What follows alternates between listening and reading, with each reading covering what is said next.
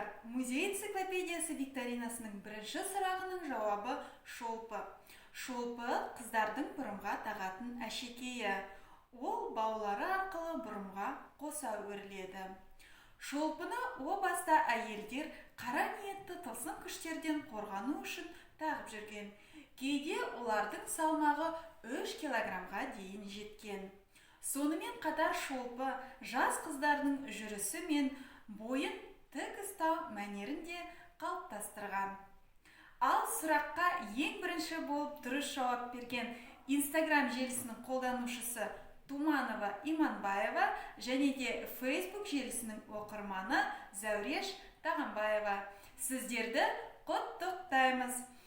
Және де ұтысыңыз Ақмола облыстық тарихи-өлкетану музейіне 2 билетті Калинин көшесі 35-ші үй мекен жайынан алып кете аласыздар.